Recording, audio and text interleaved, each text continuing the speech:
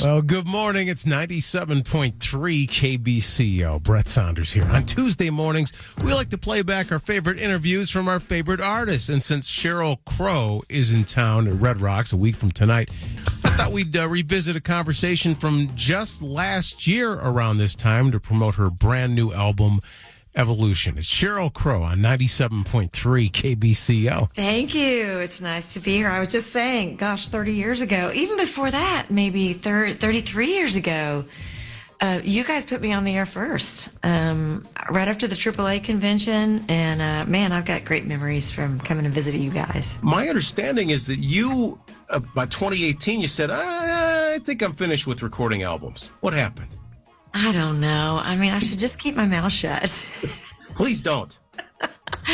You know, when I made the last record, it felt like, and it does still feel like this to me too, it feels counterintuitive for me to make a full body of work that has a beginning, a middle, and an end, which is traditionally what I've always done and what I've always gravitated to and what I grew up on.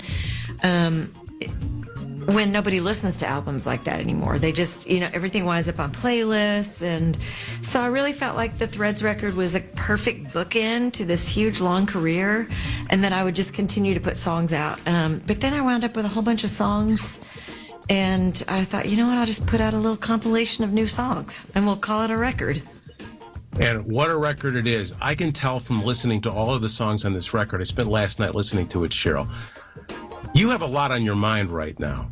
So some of these songs are not your typical love and devotion songs. You are concerned, at least this is what I'm taking away from the album, you're concerned about the state of the world and you want to express that. Am I hitting the nail on the head or am I missing the boat? Well, doctor, since you brought it up, yeah, I mean, yeah, you know, it's very strange to be raising two young people in this socio-political climate, and it's really caused me a lot of consternation, and you know, the strongest thing that you can do for your kids is to model what you hope that they will be like, but you're in this day and age, you're also competing with screens and all the imprinting that goes along with that. And while I'm trying to like create compassionate, empathetic kids, everything that comes at them is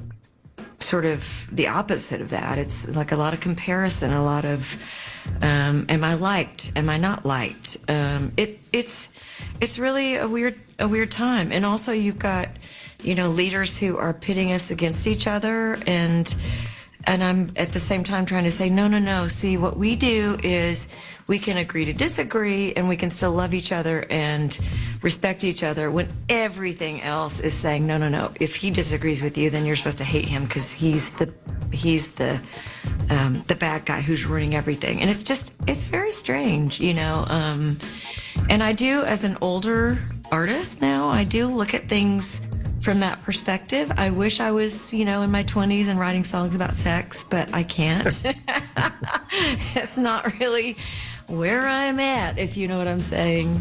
I wanted to ask you about the Rock and Roll Hall of Fame, because that must have been a dream come true for you. I know about the people you've worked with, the people you've sung backup for, the likes of Michael Jackson. You work with Don Henley. So all of these people at the top of the heap.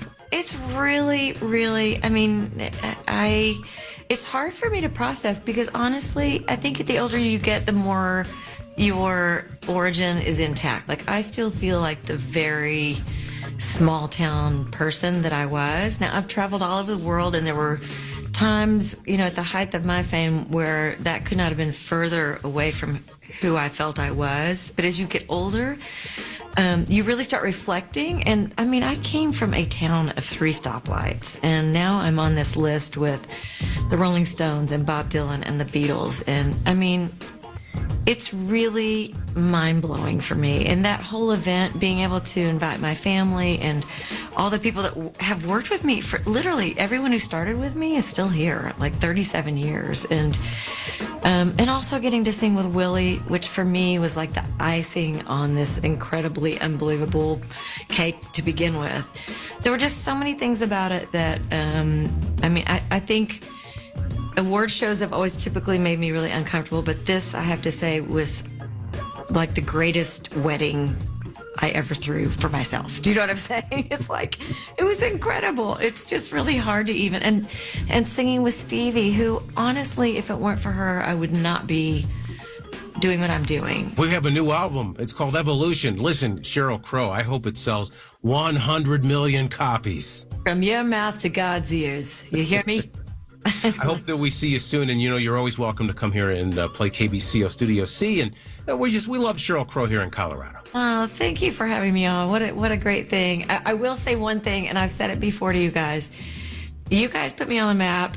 We toured the first year, at least the first 6 months, only Colorado and France. So, we love France and Colorado probably more than anywhere else in the world. Thank you, Sheryl Crow. She'll be at Red Rocks a week from tonight, June the 10th.